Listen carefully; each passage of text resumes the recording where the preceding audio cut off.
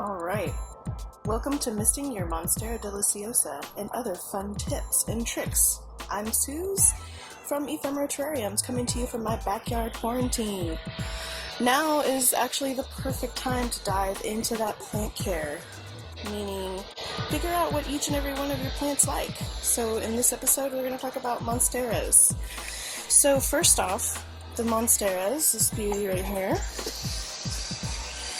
Monstera Deliciosa, super easy to care for. We would probably rate it one of the easiest to care for of the plants that we sell in our shop. It's a really popular plant. One of the reasons that it's so easy is because it'll show you signs that it's not doing so well, and then you can quickly do the things that you need to do and it'll quickly pop back. So one of the signs it's going to show you, first off, I kind of let this one go a little bit before I watered it. So if you can see over here, got two yellow leaves. I'm actually going to leave these go. You can also take these off if you want to, but I actually like to leave the yellow leaves. This is a sign of underwatering right here. Sometimes when you have plants, you have yellow leaves, it can mean different things, so don't take that as a blanket statement. But for this situation, I know that I didn't water this guy for probably 2 weeks, maybe more. So it's definitely, like you can see kind of over here too, some of the leaves are kind of curling a little bit, kind of curling under. This guy right here is kind of curling a little bit. So those are some signs to see, like, hey, this guy's looking a little droopy, it needs a little bit of love. So normally this plant will actually like be a little bit perkier, so it'll kind of like sit up, the leaves will sit up a little more upright and a little more facing, like flat leaves and facing where your sun or your light source comes in. So anyways, all right, so we're gonna be talking about how to mist your monstera, but first off, what I wanted to demo for you is how to water. So first, before you even go to take your watering can to your plant, don't just walk around your house and willy-nilly water your plants every week or so. What you'll definitely want to do is get your finger and stick it right into the soil and test the soil to see if it's dry. So let's get on in here. So as you can see, the soil is very crumbly. Crumbly, means kind of like sandy, dry. It's nothing's like moist or sticking together or sticking to your fingers at all. It's dry, it's falling off of your fingers. So that's one tip right there. So yes, you have to get your hands dirty. Yes, you stick your finger on in there. Just test that soil to see if it needs to be watered. The other thing you could do is pick your plant up. Lift it up. Pick it up. Feel the weight of that plant and just feel if there is any water inside of the pot. It's pretty easy to tell. So those are the two huge major tips that I would say. People ask us a lot of the times, like, when do I know when to water? Literally just get your hands right on in there, pick it up, or feel that soil. So when you go to water your plant, you want to, I've got this nifty little watering can here. It's kind of fancy. I like it because it has this little spout at the end and it makes the water flow in kind of trickly like rain instead of like a harsh faucet. So you're going to get your watering can in there and you're going to not just water in just one area. Do not do that. You're going to take your watering can and you're going to go all the way around. So if you need to like spin your plant, let's see, I'm doing this one-handed, so we're going to come around this way, and then we're going to spin it, get a little bit over here, excellent, and then go to the other side, get it over here. Now what I mean is, like, take time for your plant care during quarantine because you have all this extra time. It's like, take this extra time to like get that water all the way around your plant. Alright, this is looking a little bootleg, but you get what I mean. Let me get some from the top here. Just like mimicking nature here. Get that water all the way around. Now you're gonna ask me, how much water should I water? This is a really good question. Let me actually get another baby guy that I have here too. Let's get this little baby guy. Another one. So for watering amount, so you're gonna take a look at your pot itself. And this one I'm actually gonna put on a little tray when I go to water it. So basically a good rule of thumb is go to add your water, and you're gonna water until, let's do it here, water it all the way around, get all that soil, and you're gonna water it until the water comes out of the bottom of these guys right here. So we're still good. We can still add some more water. There's no water coming out the bottom. So we're gonna keep on going, getting all the way around that beautiful soil, all the sides, until we see water coming out the bottom. Oh, we're still good. So I'm gonna keep going. I'm gonna look to see when that water comes out the bottom.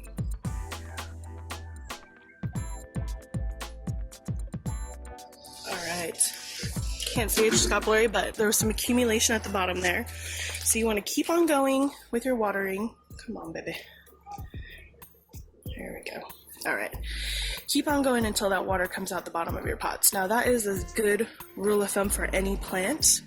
When you're dealing with tropical plants, which monsteras are tropical plants mean, you know, jungle plants. They're used to like a more moist, humid environment. They're from the jungle, they're tropical.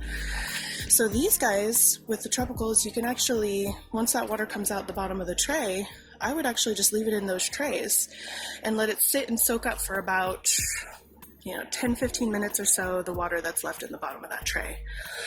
Now, you don't want to leave your plants for longer than that sitting in water. I would say max you'll want to do about 30 minutes with your plants standing in that water. So let's see what we're talking about. Right down here, that extra water that's sitting down out there at the bottom. So you're only going to leave that sitting in there for about 15 minutes, no more, and then anything extra, go ahead and dump out of that little tray down there.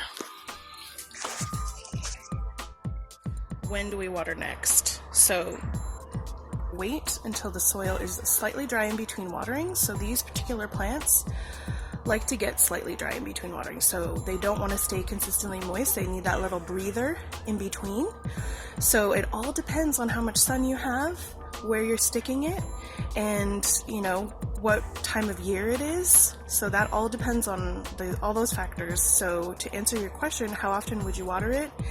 It would be, check it every, I would say twice a week or so, but probably about once a week is what you're looking at. But just, keep in mind that if you're in a super dry climate, it's going to dry out faster. If you're in a super moist climate, it's going to take longer to dry out. So you just have to kind of, look at your plant and decide for yourself when it needs to be watered. Stick your finger in, lift that pot up, and decide for yourself.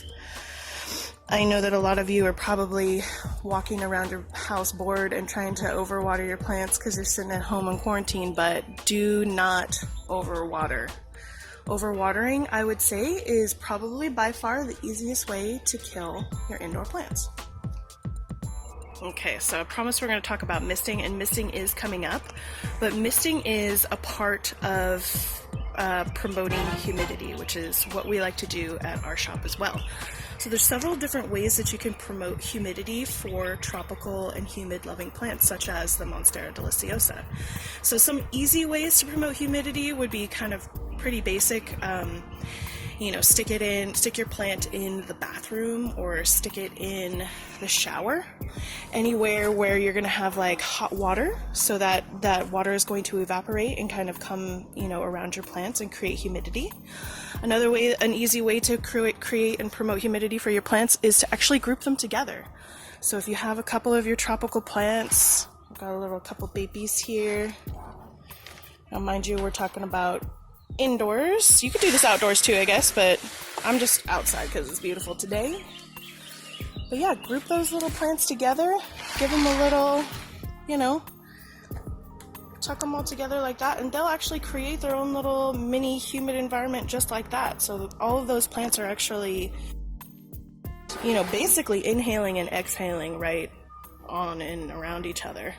So they're going to create that humidity on their own. And then another simple way to promote and create humidity is get a humidifier.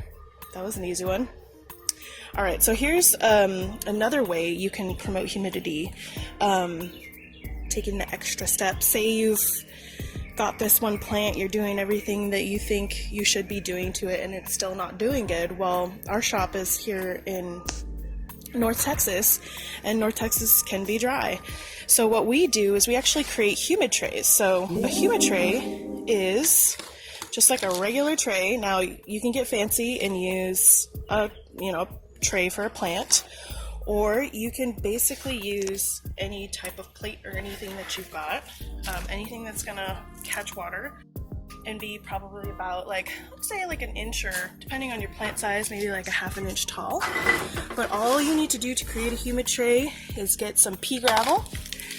And I actually rinsed out this pea gravel already, because when you get pea gravel from like Home Depot or anything like that, it's gonna have some dust and stuff in there. So I gave it a good rinse before I put that in there. And then you lay out your pebbles like this, and then you're gonna add just a little bit of water. So just enough until it kind of fills the bottom of the tray, but it doesn't come up over the rock line. So see how there's still some rocks popping out of the top of this water here? This is what you want to do, because you're not trying to overwater your plant as it sits on top of these rocks.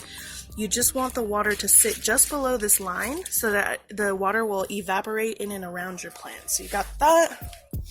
And just as easy as this, you stick your plant on top, and boom, you made a humid tray for your plants.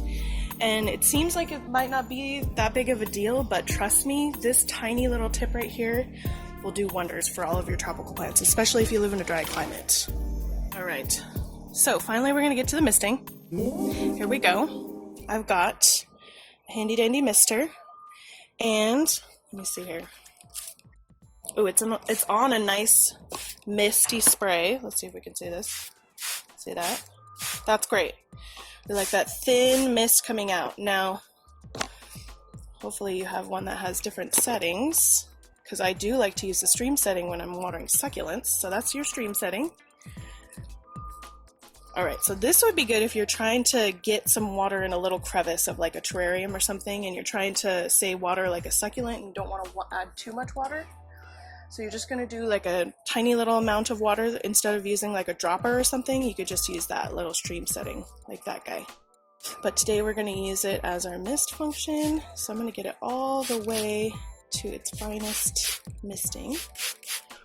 There we go. Oh, back.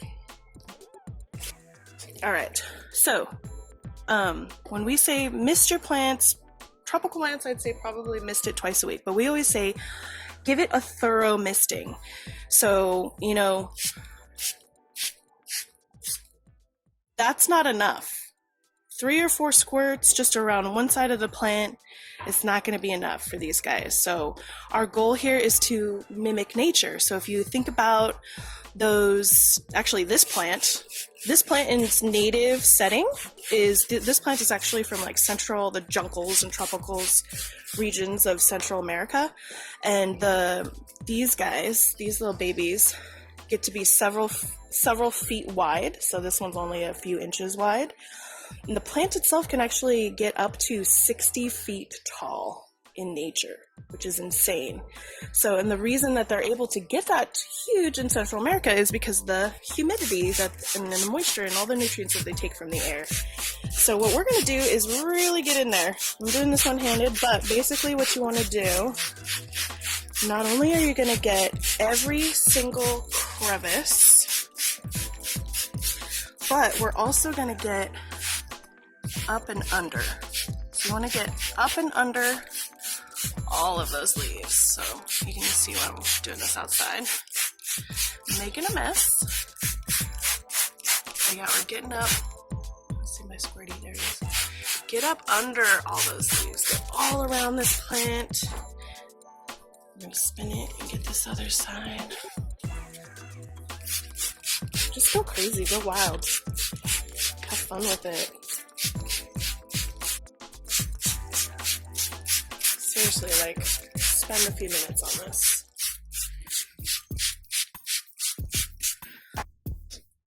And you'll see, just like, even within like an hour of after misting and watering your plant, you'll see how much it perks up. It'll be awesome. Alright, so something like that. My wrist is starting to hurt, so that's a good sign. Alright, so that is your misting.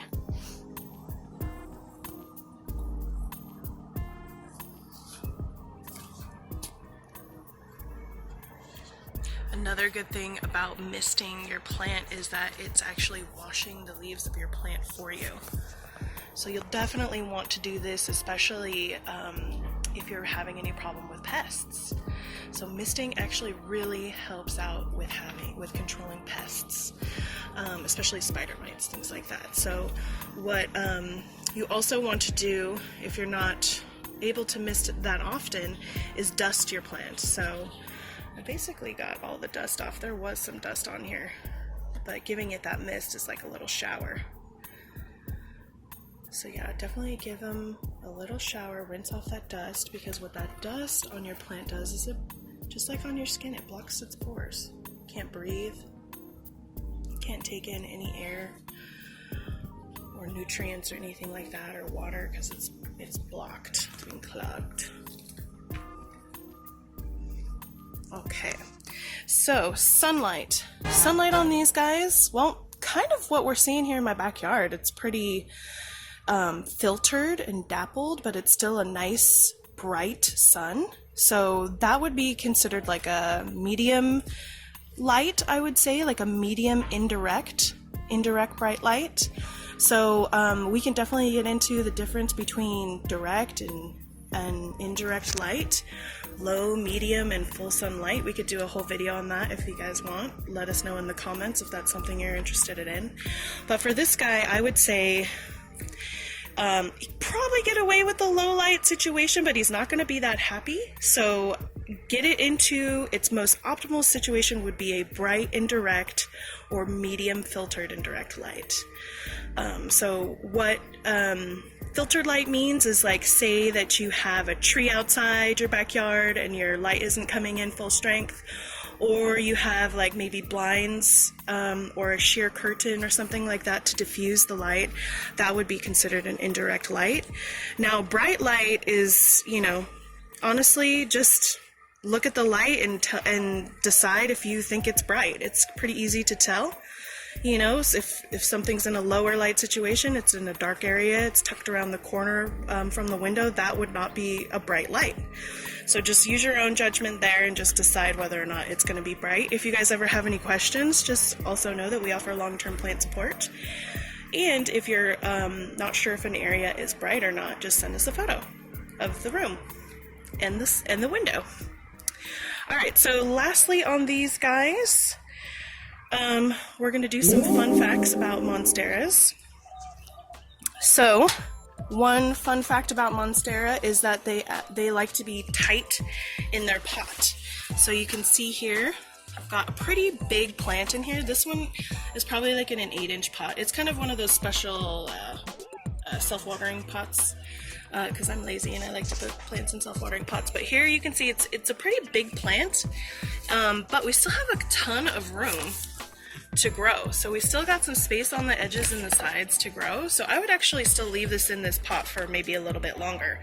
I'll probably transfer it within, I would say, maybe next spring or so, or maybe even this spring. But honestly, it would be fine in this pot as is. So they like to be cramped in their pot, and they actually hate it when you pot it into a bigger pot. So here's this little guy over here. Just to give you an example, this is the size that we mostly sell here in the shop, this little 6-inch pot here. So something like this guy, leave him in this pot for a good long time. He's totally fine. Tons of space all around it to grow here in this area, all this room over here. Plus, we're not seeing anything popping out of the bottom, like you don't see any roots popping out of the bottom. That's a good sign to know if you need to repot. And whenever you do repot, just so you know, let me just show you here in a little example. All right, so here is this pot, right? So this would be way too big to repot this plant into this pot. That guy is too big. It's kind of hard to tell. So whenever you repot a plant, you only want to go about 1 inch in diameter, larger than the previous pot that you had right there. So you can see how much larger this guy is. It's probably like 4 inches on one side and 1 inch on the left side there. So this guy's too big. So definitely, and a good rule of thumb for most plants is that you only want to go about 1 size bigger. So this guy, if I repotted this one, that might be a closer fit, but probably still too big as well. So you only want to go about 1 inch larger, 1 size up, whenever you go to repot. So cool thing about these guys is mature plants, once you get them potted up, can probably stay in their pot 3 to 4 years before you have to transplant it into another pot. So that's a fun tip. The thing that these guys have are these bad boys. What the heck is this thing? So these are called aerial roots. Now, aerial roots are totally normal and fine for this type of plant. So aerial roots are the types of roots that pop out and stick above ground. So that's what they're supposed to do. So don't freak out. Don't start jamming these back into the soil. Just kind of let them go. Let them do their thing. These guys will actually help stabilize the plant. So they'll help anchor the plant, and they'll also cling to things like the trunks of trees and branches and help this type of plant crawl upwards and grow and climb up the side of a tree. Probably the most attractive part of this plant is going to be its holes. So I think that's why this plant is so popular, because it has these cool leaves. Now the leaves will actually, let's see if I can find one here. Here we go. Here we go. So the leaves actually start as holes. So they'll start as a hole, or I'm sorry, the holes, the leaves start whole with no holes. And then they get a little hole in them like that. And then they widen until they reach the end here. You can actually see sometimes they're still, can you see this? They're still connected by a little string here. And they're like very working their way to the edge. And they get these cool shapes like this. But when they're babies, they're like a heart shape. They're a solid little heart shape. Look at how cute that guy is. All right.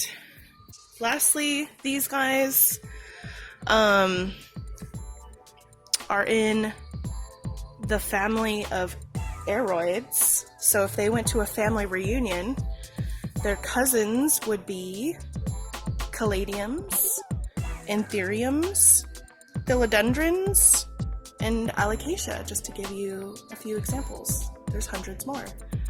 But yeah, they're cousins to all those other awesome indoor plants.